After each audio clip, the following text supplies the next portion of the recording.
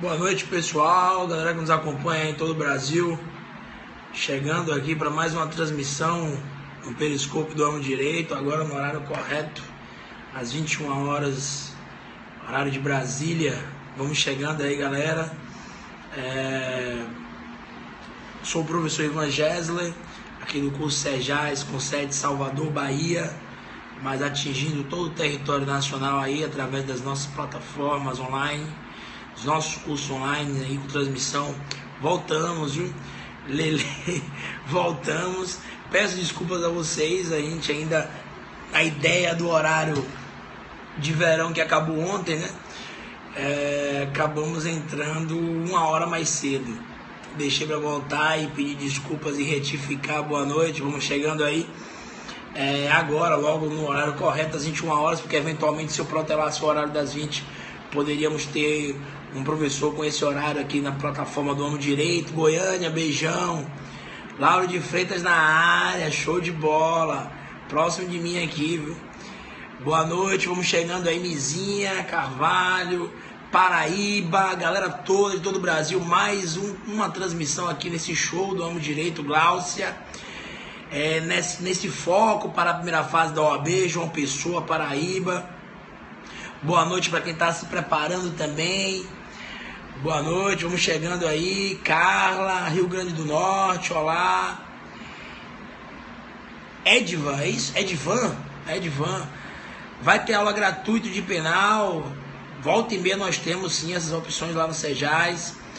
Nossos cursos com transmissões iniciais gratuitas aí para você poder ter acesso e conhecer nosso curso. Itaboraí, Rio de Janeiro presente, show de bola. Cariocas aqui também, galera fluminense aqui na nossa transmissão, lá em Salvador, Cal, enfim, Santos, Iguatu, Ceará, vamos chegando aí, R. Carlos. Já tivemos aqui 2 semanas em que nós fizemos um passeio nas súmulas aí, súmulas processuais penais. Fizemos um grande passeio, Belém, aí nas súmulas de processo penal, preparando para a OAB e para concursos públicos. Guapimirim, Rio, Brasília, Leilane, é isso. Aqui conosco também Sejais Top, show de bola, Meire, Acre, galera do Acre aí presente, Recife, Pernambuco, já dei muita aula aí em Recife. Boa noite, São Luís do Maranhão, galera que vai chegando aí. Deixa eu dar alguns avisos. Rio de Janeiro, estamos juntos. Ana, chegue mais. Enfim, alguns avisos. Olha, nós estamos lá com um curso, um combo intensivo para a OAB. Vem em Goiânia, vamos sim, vamos chegar aí sim. Valeu, Bia. Biana Barreto, recursos é difícil, vamos simplificar os recursos hoje. Jaboatão, Pernambuco sempre presente. Olha, nós temos um combo intensivo lá para a OAB no curso Sejais. Uma plataforma online aí, curso sensacional, preço magnífico para vocês. Entre lá no cursosejais.com.br. Você que está se preparando para concurso público também, alguns modos especiais para vocês aí, a gente sempre lá com a cadeira de processo penal. E hoje a gente vai ter aí basicamente de 40 a 45 minutos, depois eu abro para dúvidas, para poder comentar sobre esse tema que é muito importante, tanto para a OAB quanto para concurso público, que são recursos, isso, 200 conto intensivo online, né? Show de bola, preço sensacional para a galera que está se preparando aí, OAB, primeira fase, segunda fase, direito penal, tô colado lá também, lá na segunda fase, chegue mais aí, vem comigo, valeu concurseiro, enfim. Então, esse nosso encontro de hoje, vamos começar só nos corações agora para não travar, é um encontro que a gente vai ter basicamente aí, no mínimo 40, 45 minutos para poder falar de recursos no processo penal. Claro, um tema institucionalmente, você pensando para concurso público e para a OAB, é um tema que sempre cai para tudo. E para o objetivo é um tema que vem muito. Claro que para a segunda fase da OAB, o curso ou prova prática de um eventual concurso, isso também cai muito mais com enfoque mais prático. A gente vai passear por esses recursos criminais que nós temos, falar também um pouco da teoria geral dos recursos, focando verticalmente para a OAB e para concursos públicos. Então só nos corações agora, vamos juntos aqui, focar naqueles pontos que podem cair para a sua prova em termos recursais. Primeira coisa que você tem que entender, recurso é um tema que está no Código de Processo Penal, a partir do artigo 574 do CPP, 574 e seguintes, você tem o tema recursal no CPP, no Código de Processo Penal. O 574 é um artigo que começa tratando do recurso de ofício, uma espécie de reexame necessário ou duplo grau, jurisdição obrigatório. Você tem também isso, você também tem essa possibilidade recursal em outras searas do direito. Aqui no processo penal também é esdrúxula essa hipótese de recurso de ofício, porque uma característica essencial dos recursos é a personalidade recursal, a parte que tem o poder e o direito de recorrer. O juiz não pode recorrer de sua própria decisão, mas se eventualmente cair essa expressão recurso de ofício em uma prova objetiva, isso ainda vale. Em verdade, melhor seria tratar essa possibilidade de recurso oficioso como um duplo grau de jurisdição obrigatório ou um reexame necessário da decisão de primeiro grau. Atualmente, no Código de Processo Penal, cuidado com isso, é o artigo 574 do CPP, só há, do verbo haver, uma única possibilidade desse reexame necessário, isso no CPP, que é a hipótese do artigo 574, inciso 1º do Código de Processo Penal. Ele prescreve o seguinte: cuidado, quando o juiz concede a ordem de habeas corpus, vai ser necessário esse reexame indispensável da sua própria decisão. Ou seja, esse duplo grau de jurisdição obrigatória, esse recurso de ofício. É como se o juiz recorresse de sua própria decisão. Então, contra a decisão que concede habeas corpus em primeiro grau, cabe esse recurso de ofício. Vale dizer, o Tribunal de Segundo Grau, de segunda instância, o Tribunal de Segundo Grau, vai reexaminar essa decisão de piso, essa decisão de primeira instância. Então, cuidado, contra a decisão que concede habeas corpus em primeiro grau, cabe essa espécie de recurso de ofício. A outra hipótese que eu tenho no artigo 574 do CPP está no inciso 2º, que diz que cabe recurso de ofício contra a decisão que absolve sumariamente o réu na primeira fase do júri. Esse inciso 2º pode riscar no seu vadimeco. Esse inciso 2º do artigo 574 está revogado. Revogado pela Lei 11.689 de 2008.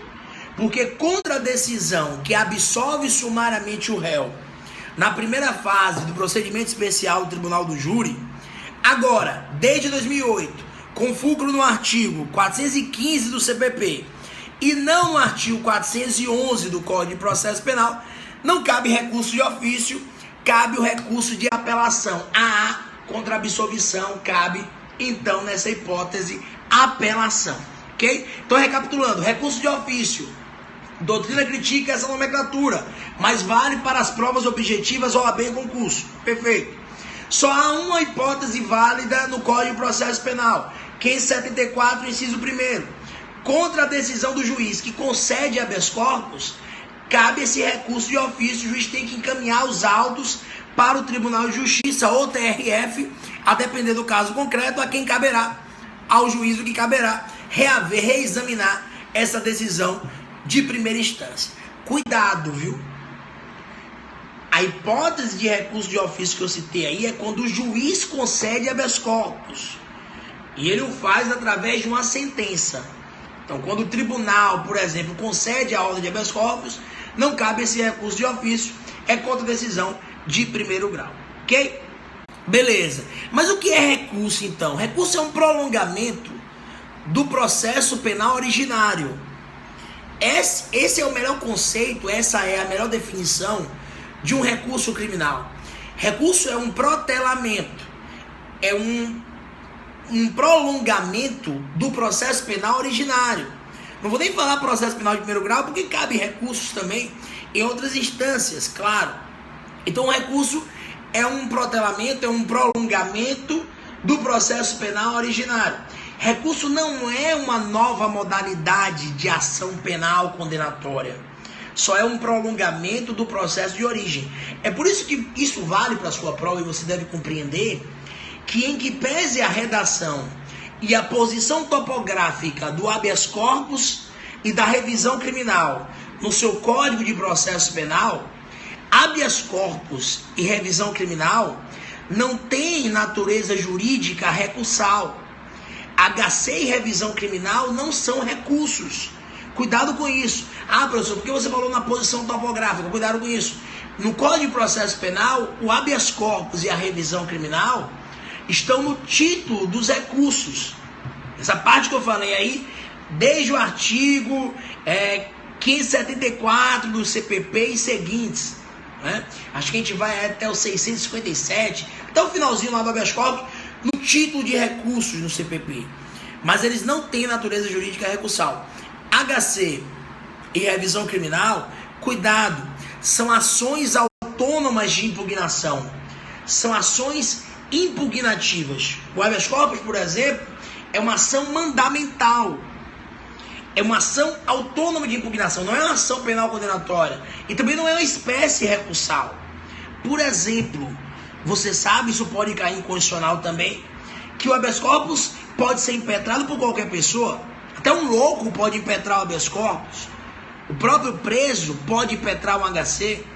Então o HC não demanda uma capacidade postulatória nos termos de um recurso, que é uma peça, e a FGV já cobrou isso algumas vezes, privativa de advogado. O HC não, qualquer pessoa pode impetrar um HC. Então vejam que os sujeitos que integraram o processo originário nem sempre vão integrar também o habeas corpus. O mesmo eu posso dizer em relação à revisão criminal. Revisão criminal que busca reparar um erro judiciário. A revisão criminal que é a ação rescisória que eu tenho no crime. A diferença é que a revisão criminal, ela só pode ser impetrada pelo réu, no interesse do réu. É uma peça exclusivamente da defesa. O próprio réu pode impetrar a revisão criminal, ou seu procurador, ou sucessor, a depender do caso concreto. Mas o Ministério Público não tem legitimidade, e isso está prescrito no artigo 623 do CPP, não sou eu que estou dizendo, é o Código de Processo Penal. O Ministério Público não tem legitimidade para impetrar revisão criminal. E revisão criminal, então, não tem natureza jurídica recursal. A revisão criminal que está lá também no artigo 621 do Código de Processo Penal, habeas corpus no 647 e 648, principalmente a revisão criminal lá do 621 e seguintes do seu código, 621 até o 631 do seu Código de Processo Penal. Perfeito. Agora, tem um princípio importante sobre recurso que volta e meia cai nas provas e está previsto no artigo 617 do Código de Processo Penal, já que eu tratei da revisão criminal, em que pese a revisão não ser recurso, não ter natureza jurídica recursal. Esse princípio também está, anotem, no 626, parágrafo único do mesmo CPP, é o princípio da proibição da reformatio impédios, um preceito que está no artigo 617 do seu Código de Processo Penal. O 617 do CPP prevê basicamente o seguinte: quando apenas o réu recorre e ataca uma decisão, olha o que eu vou dizer, nunca mais sua situação pode ser agravada, pode ser piorada, ele poderá sofrer um gravame.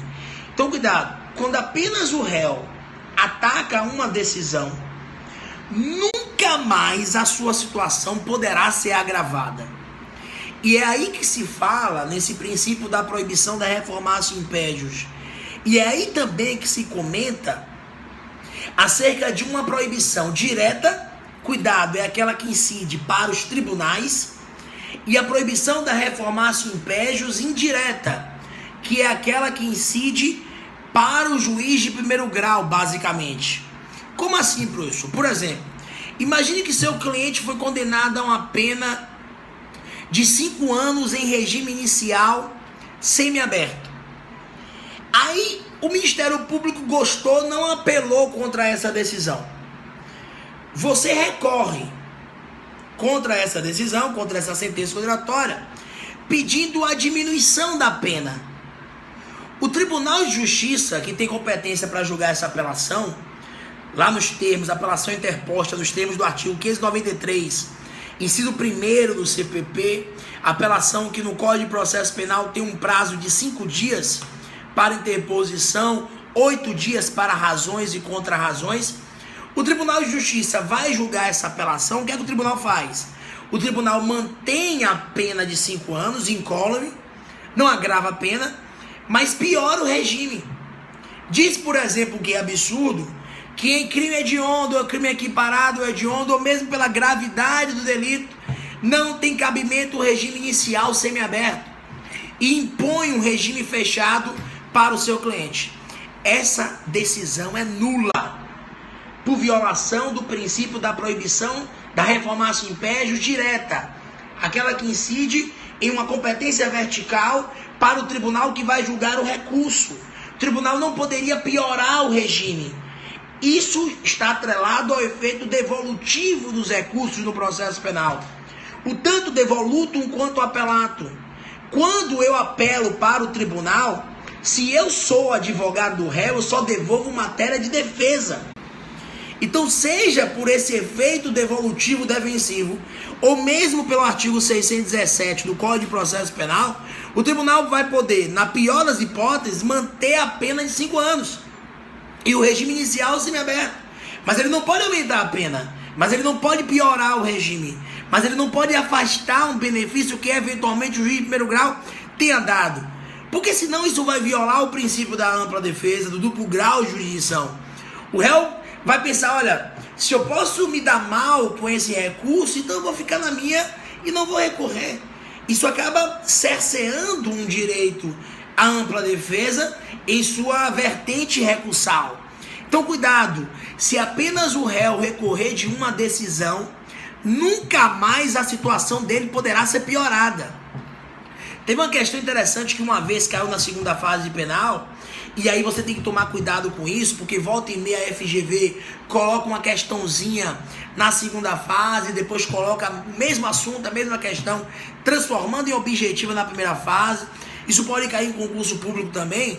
E era uma questão que dizia o seguinte: a questão dizia que um cara foi condenado a uma pena de 5 anos por isso, nem reformar-se impede, redação da reforma para piorar. O cara foi condenado a uma pena de 5 anos por tráfico de substâncias entorpecentes em concurso com porte legal de arma. Então houve essa condenação do tráfico em concurso com porte legal de arma. Só o réu recorreu contra essa sentença condenatória. Minas Gerais, um abraço. Só o réu recorreu contra a sentença de condenação que impôs essa pena de 5 anos em concurso material de crimes, artigo 33 da Lei de Drogas, artigo 14 da Lei 10.826 de 2003, Estatuto do Desarmamento. Galera, um beijão que tá chegando agora. O que foi que o Tribunal de Justiça fez? Vamos ficar nos corações para não travar. Daqui a pouco a gente volta falando com vocês. O Tribunal de Justiça, julgando um recurso exclusivo do réu, fez uma emendatio libelli. Aí entra um assunto correlato, que é o artigo 383 do CPP e também o 617. Porque o 617 fala que no julgamento das apelações, por exemplo, o Tribunal de Segundo Grau, o Tribunal de Apelação, ele pode fazer emendatio libelli, que é desclassificar, que é mudar, alterar a definição jurídica dada ao fato penalmente relevante pelo juiz na sentença. Beleza, o juiz pode dizer, o tribunal pode dizer, olha, peraí amigo, isso aí não é tráfico em concurso com porte legal de arma. Isso é tráfico com uma causa de aumento de pena prevista lá no artigo 40 da Lei de Drogas, que prevê que nos casos em que o tráfico de drogas, por exemplo, for praticado mediante a utilização de arma, vai incidir uma causa de aumento. O tribunal pode fazer essa emendatio, ou seja, tirar o concurso de crimes, colocar um crime único com a majorante, com a causa de aumento de pena? Pode, desde que essa desclassificação, essa emendatio libelli, não piore a situação do réu. Só que a FGV veio com a questão dizendo que a pena ficou a mesma.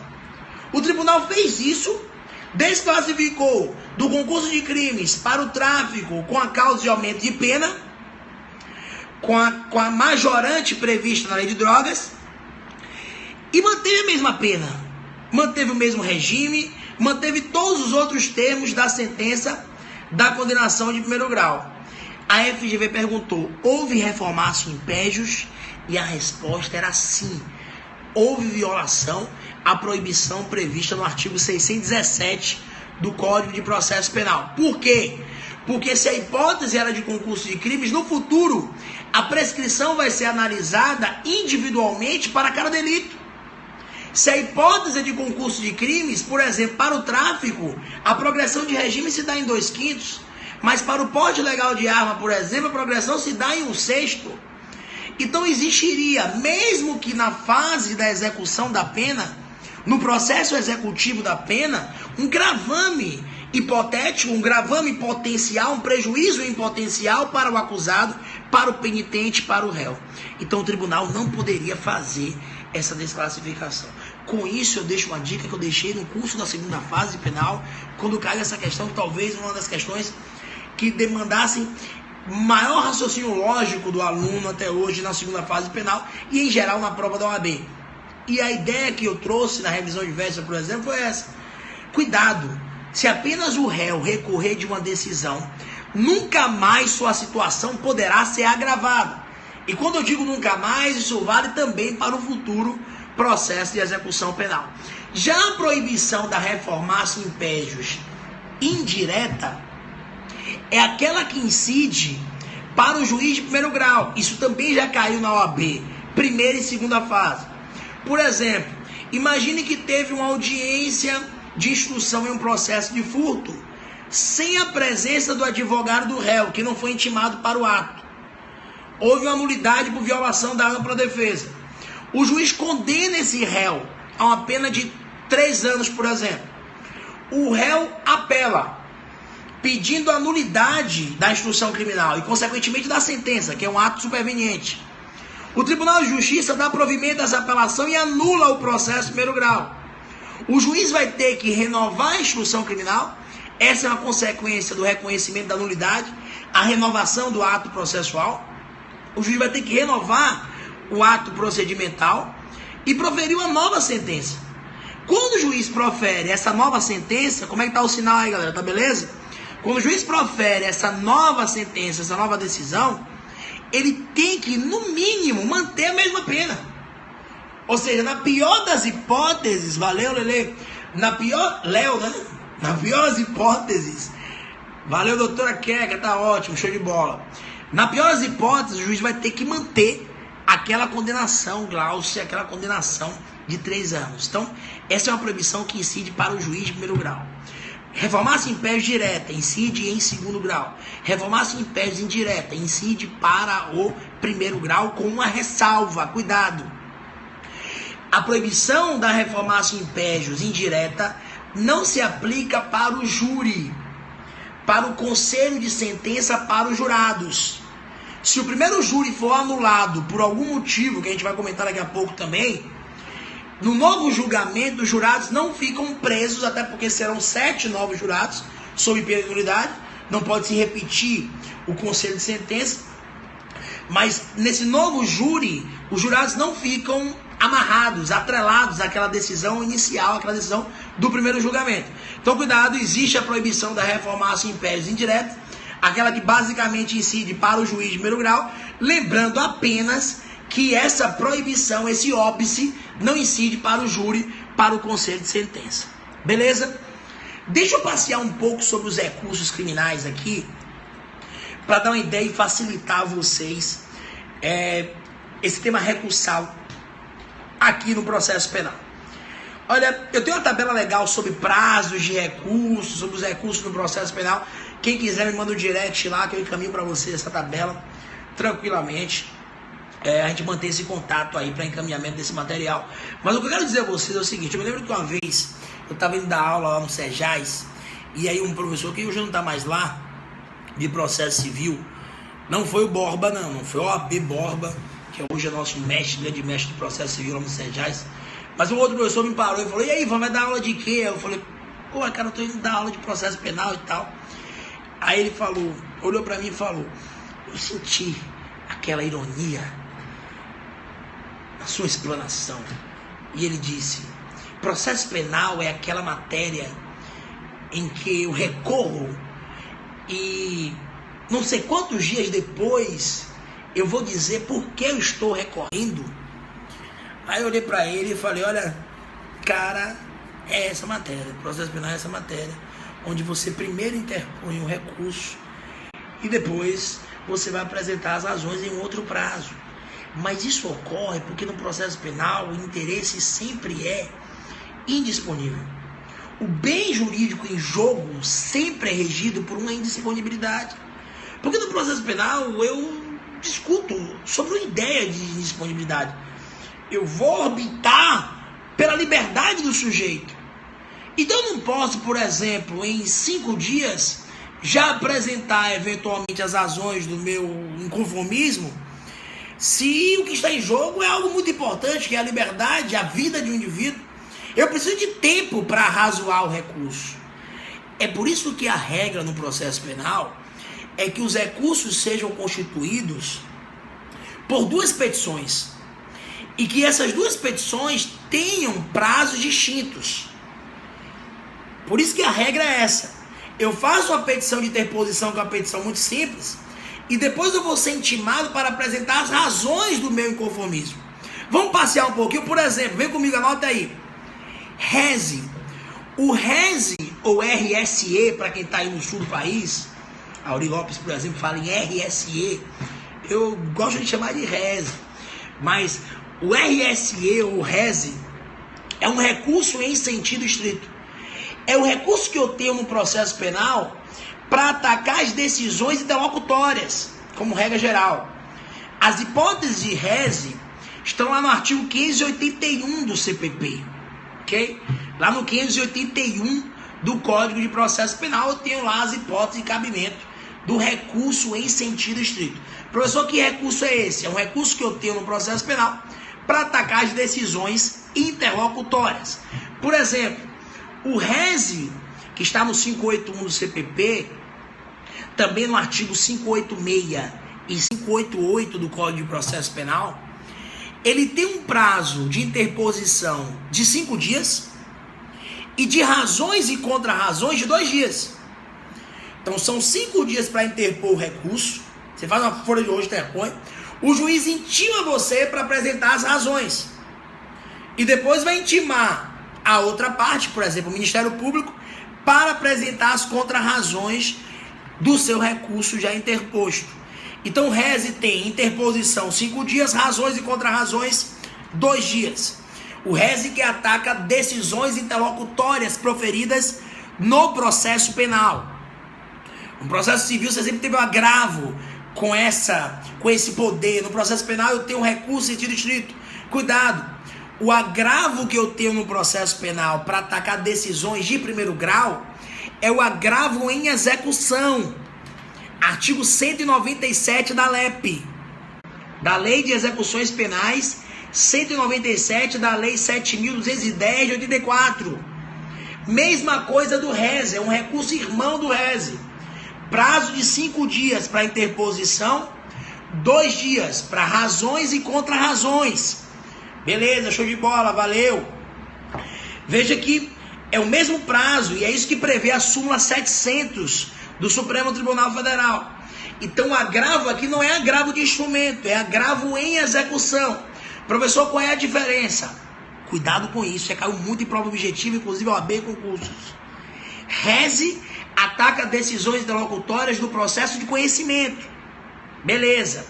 Lá até a sentença condenatória, como regra geral. O agravo em execução ataca todas as decisões de primeiro grau do processo de execução penal, a depender da comarca que você esteja. O agravo em execução, leia-se artigo 66 também da LEP, ataca as decisões proferidas pelo juiz da VEC. Valeu, Ana? Da Vara de Execuções Criminais, ou da VEP, da Vara de Execuções Penais. Para isso que serve o agravo da LEP, ou agravo em execução. Olha o que eu vou dizer. Olha o que eu vou dizer para vocês. Você que quer fazer penal sua vida, meu Rubens. Curso de prática criminal novo lá no Sejais também. Cuidado. Se o juiz da VEC espirrar, se ele tossir, se ele gritar, cabe agravo em execução. Então, agravo em execução vai atacar qualquer decisão do juiz da VAR execuções criminais.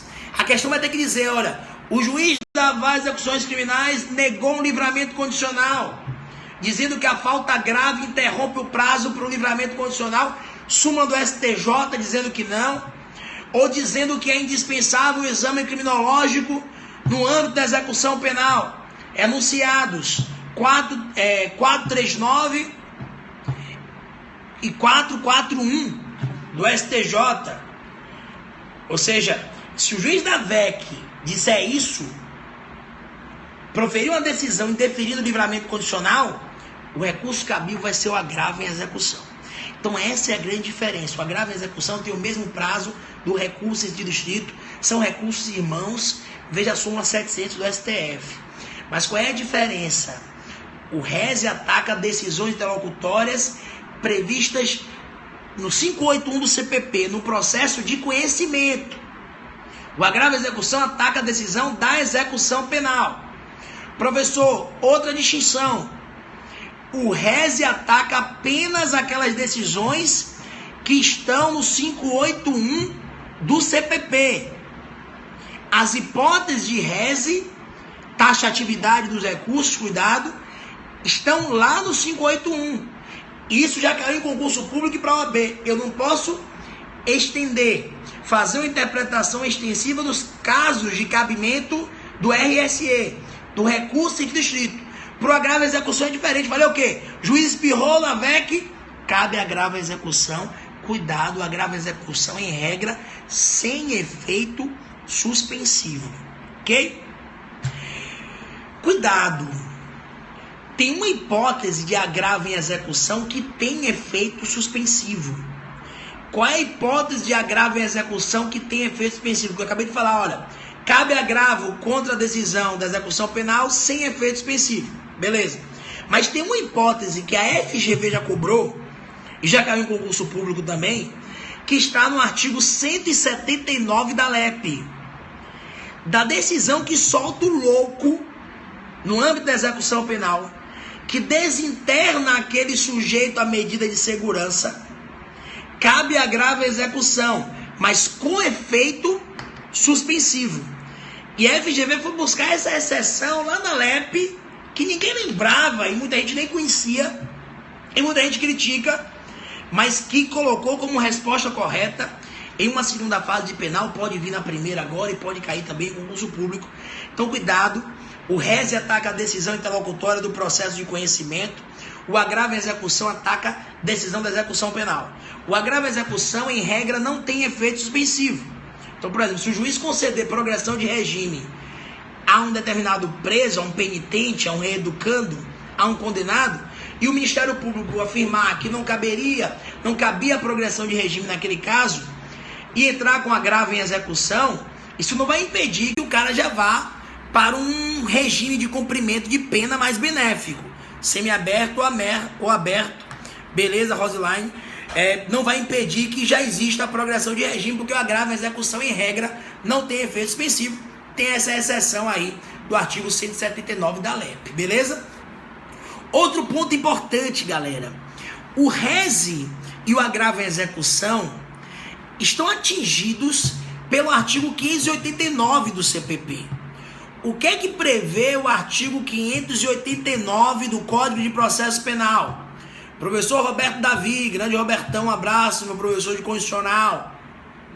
O artigo 589 do CPP prescreve um juízo de retratação no âmbito penal. E aí você pode comparar com o processo civil. Compara lá com o processo civil e busca, por exemplo, em outras searas do direito, quais são os recursos que também têm esse efeito. No âmbito criminal, o RESE e o agravo à execução são atingidos pelo 589 do CPP, valeu, meu irmão? Que prevê um efeito interativo. A FGV já cobrou assim: efeito interativo, juízo de retratação, possibilidade do mesmo juiz que proferiu a decisão se retratar, reconsiderá-la, ou seja, reformar a sua própria decisão. Como assim, professor? Por exemplo, Lembra que teve aquele caso lá do triplex, que supostamente era de Lula, e que o Ministério Público de São Paulo ofereceu uma denúncia para uma juíza de uma das varas criminais estaduais da comarca de São Paulo. E aí o que aconteceu? A juíza não recebeu a denúncia e não decretou a preventiva de Lula. Lembra que o MP estadual pediu a preventiva de Lula e ficou aquele suspense? Eu mesmo entrava no Globo.com todo dia para saber se a prisão de Lula tinha sido decretada ou não. E a juíza não decretou a prisão preventiva, indeferiu um pedido de prisão preventiva e também não recebeu a inicial acusatória, recebimento da inicial que está lá no artigo 396 do CPP, reconhecendo a incompetência para julgar aquele caso penal. Encaminhou os autos para Moro, juízo federal, dizendo que o crime era de competência supostamente federal, da Justiça Federal, e que existia uma prevenção na Justiça Federal em Curitiba, porque os fatos em tese estariam atrelados à Operação Lava Jato e todas aquelas ações penais que lá foram ofertadas. O que foi que essa juíza fez aí? Ela reconheceu a incompetência do juízo. Vai lá e olha o artigo 581, inciso 2º do Código de Processo Penal, que prescreve o seguinte: contra a decisão que reconhece a incompetência do juízo, cabe reze. Ou seja, ela declinou da competência. Essa decisão admite recurso em sentido estrito.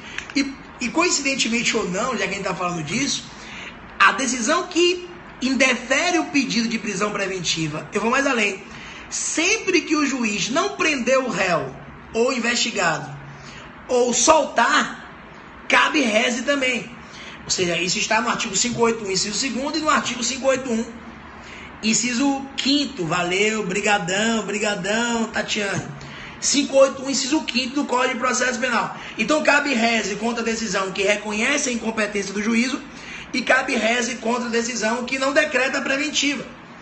Foi o que interpôs lá o Ministério Público, acho que a defesa de Lula também entrou, queria que o processo ficasse no âmbito estadual. Tanto que a defesa disse, olha, se a lesão é contra a Petrobras é sociedade de economia mista. Então a competência não é federal, a competência é estadual. Ficou aquela discussão. Veja que essa juíza estadual, ao receber esse reze e receber as razões e contra-razões das partes, ela pode se retratar. Ela pode dizer, rapaz, é mesmo aqui, os fatos são outros, a defesa está certa, Petrobras é sociedade de economia mista, competência estadual, Petrobras não é empresa pública, então eu me retrato. Eu reconheço a competência do juízo. É isso que prevê o 589 do CPP. Então esse juízo de retratação, cuidado, existe no reze, existe no agravo em execução, que é um recurso irmão do reze, e existe na carta testemunhável, que pode parecer algo insignificante, ou um recurso que dificilmente cai para a OAB e concurso, mas já caiu na primeira fase da OAB. Olha que coisa, a carta testemunhável já caiu na primeira fase da OAB, mas a OAB nunca colocou na segunda fase de penal, que é uma fase mais específica, né, da área criminal. E a carta testemunhável, que está prevista lá no 639 do CPP, tem um prazo de 48 horas para interposição e vai ser endereçada ao escrivão ou secretário da vara criminal. A carta testemunhável, só para você entender, é um recurso que serve para tirar o reze da gaveta, destrancar o recurso em sentido estrito. Sempre que o juiz disser que o reze é intempestivo ou não der seguimento ao reze, cabe carta testemunhável. E já que a carta serve apenas para destrancar o reze, consequentemente, ela também tem esse juízo de retratação. Essa possibilidade salutar do próprio juiz que proferiu a decisão se retratar. E é isso que deixa claro, por exemplo, os artigos 643 e 645 do Código de Processo Penal. Beleza? Deixa eu fazer uma observação de amigo para vocês. Olha, reze, carta testemunhável, agravo em execução, apelação, são recursos que só atacam decisões de primeiro grau, viu? Não cabe apelação contra acórdão. contra julgamento, por exemplo, no Tribunal de Justiça, no TRF, no STJ, no STF. Quem tem prerrogativa de função, por exemplo, perde o direito de apelar, de interpor o rese, que eu citei para vocês, por exemplo. Algumas decisões ficam mesmo irrecorríveis. Então, quem tem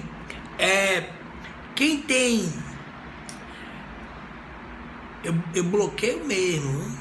Não dá para falar palavrão aqui, senão a gente bloqueia, entendeu? A gente acaba se desconcentrando também, mas enfim.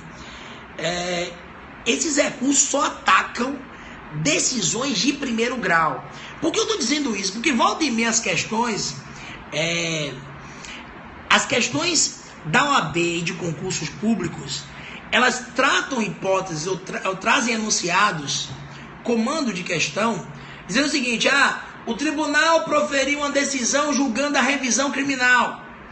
Qual o recurso cabível para atacar essa decisão? Aí vai ter lá apelação, rese, como já veio na OAB. Uma vez a OAB colocou uma questão, colocou uma perfeito, boa intervenção, mas a OAB colocou uma questão dessa, dizendo o seguinte: a revisão criminal foi julgada pelo TJ, o TJ negou a revisão criminal. Não deu maiores detalhes. Não deu maiores detalhes. E aí falou assim: qual o recurso cabível? Aí tinha letra A, apelação. Letra B, rese. Letra C, agravo em execução. Letra D, embargos. Veja, você quase não tinha informações. Mas, por exclusão, você sabia que a apelação, rese e agravo em execução, por exemplo, não atacam decisões de primeiro grau. Então a banca teria que colocar ali um recurso extraordinário, que está lá no artigo 102, inciso 3º, né, da Constituição Federal.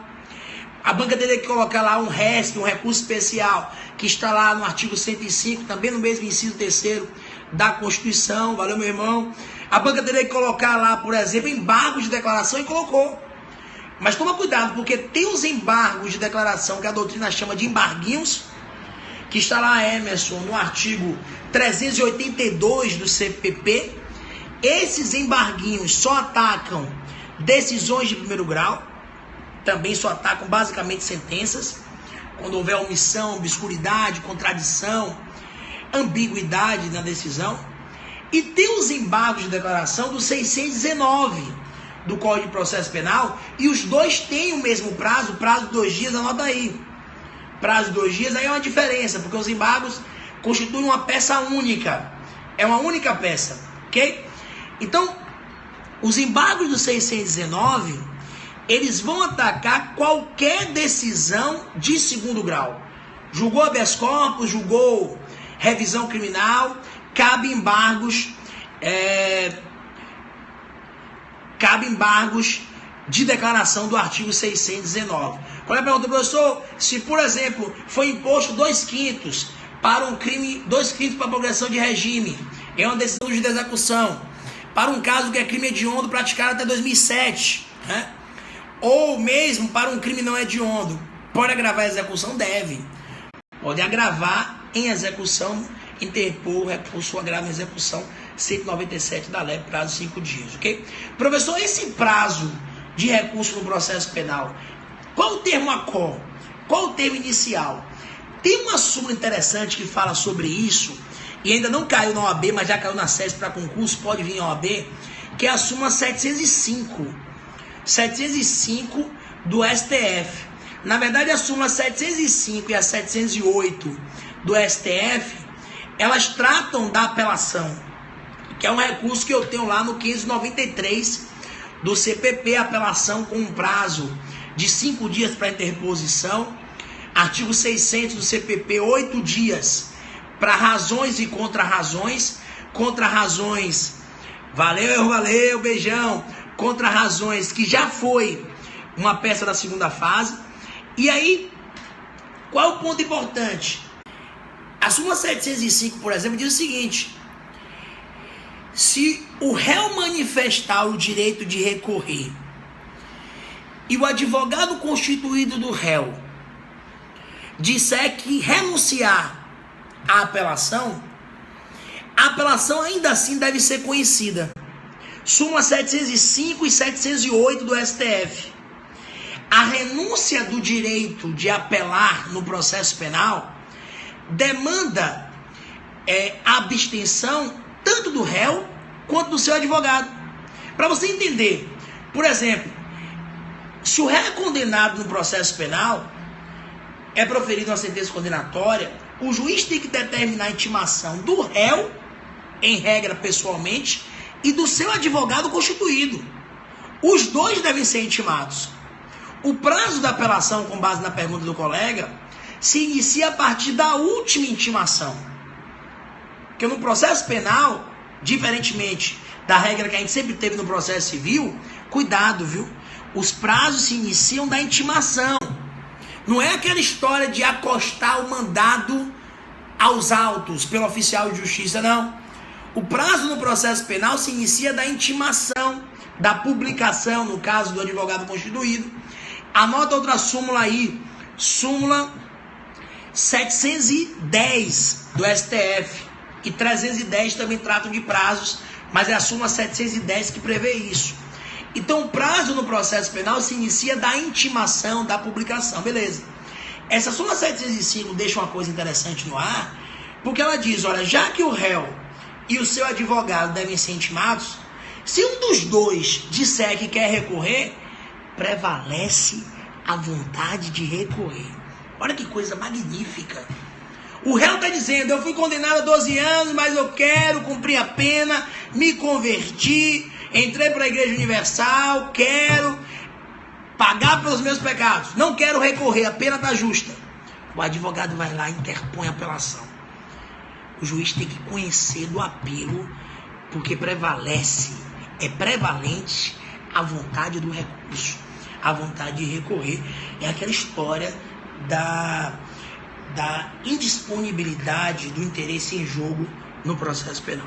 Então, respondendo a pergunta do colega, no processo penal, os prazos se iniciam da intimação. Beleza? Já que eu falei dos embargos, cuidado, na Lei 9.099 eu tenho um prazo diferenciado para embargos de declaração e para apelação. Professor, quais são os recursos criminais? Olha que dica boa! Quais são os recursos criminais que eu posso interpor em sede GCRIM, Lei 9.099, 3? Apelação, artigo 82 da Lei 9.099, prazo de 10 dias, diferente do prazo que eu tenho no CPP, que são 5 dias.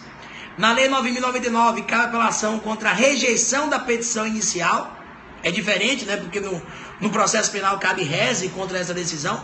E na Lei 9.099 também cabe apelação. Cuidado, anotem. Contra a sentença que homologa a transação penal e contra a sentença de condenação ou absolvição. Artigo 76, parágrafo 5º e 82 da Lei 9.099 de 95. Embargos de declaração. Artigo 83 da Lei 9.099. Prazo de 5 dias. Dispositivo alterado. Uma das poucas incidências do novo Código de Processo Civil no âmbito criminal. Esse artigo 83 da Lei 9.099 foi modificado pelo Código de Processo Civil de 2015. Porque os embargos de declaração no GCRIM, valeu, Maico, antigamente, obrigado, Belfor Roxo, show de bola, irmão. Os embargos de declaração no GCRIM, antigamente suspendiam o prazo da apelação, agora é diferente, cuidado, é regra geral, interrompe, viu? Então, no GCRIM, os embargos de declaração não vão ter o prazo de 2 dias, prazo de 5 dias. E o outro recurso que eu posso interpor em sede de GCRIM é um recurso extraordinário, não cabe RESP, mas cabe recurso extraordinário, o RE lá do artigo 102, inciso 3º da Constituição Federal e também do Código de Processo Civil novo. Beleza? Enfim, pessoal, olha as considerações que eu tinha que trazer aqui sobre recurso. Vamos fazer outros periscópios aí durante essa preparação. Me adiciona lá, @GeslePpenal. Valeu, Emerson. @GeslePpenal, tá aí na emenda da aula. É JZLR. Me adiciona no Instagram pra gente manter essa pessoalidade, esse contato. Estou disponível para tirar dúvidas de vocês sempre. Pode me adicionar lá no Instagram. Valeu, Martinho. Show de bola. Brigadão. Muito obrigado. Paraná, show de bola. Adoro aí Curitiba, Paraná, galera do Paraná. Valeu, Vaninha. Vou avisar, valeu, valeu. Dedê Masca, show de bola, abração. Muito bom, obrigado, obrigado. Me achei demais estar aqui com vocês. Traz mais entendimentos simulados. Tem duas súmulas aí de Reze, 707 e 709. Dá uma olhada aqui, volta e meia, prova objetiva cobra, viu? Breno, valeu. Pô, obrigado, obrigado. Mogi das Cruzes, estamos juntos, parabéns, parabéns, obrigado. Pô, valeu, Laís, valeu, adorei estar com vocês. Glaucia, beijão. Pô, eu que agradeço. Essa família Sejais aqui sempre com vocês. Espero que vocês venham integrar essa família. Macapá, Amapá, tô devendo uma visita aí com a caravana Sejais. Beijo para Salvador, valeu. Estamos recepcionando esses beijos. Comigo e Léo na segunda fase de penal. Vem que estamos aqui. Goiás, adoro Goiânia, adoro Goiás. Show de bola. Aula Tropa de Elite, valeu. Sul da Bahia, minha família é de Itabuna, sul da Bahia. Não vou sumir não. Vamos fazer outros periscopes no Sejais no meu pessoal. Obrigado, obrigado. Excelente aula, valeu. Tasso Goiânia, abração, meu velho. Muito obrigado pelo apoio aí, pela audiência de vocês, viu? Fui professor na escola de magistrados, verdade. Valeu, Laís, beijão. Pô, muito obrigado, São Paulo, capital, estamos juntos, viu? Adorei estar aqui com vocês. Beijos e abraços. Toda segunda, viu, pessoal? Tô aqui no Amo Direito com vocês. E no meu eu vou avisando aí. Adiciona lá meu Instagram, que volta e meu aviso no meu periscope pessoal também, algumas transmissões. Valeu, tela, valeu. Muito obrigado, fica com Deus vocês também. Adorei estar aqui com vocês, sempre maravilhoso. Valeu, galera. Beijão, Glaucia. Tchau, galera. Um beijão. Até a próxima. Tamo juntos, viu?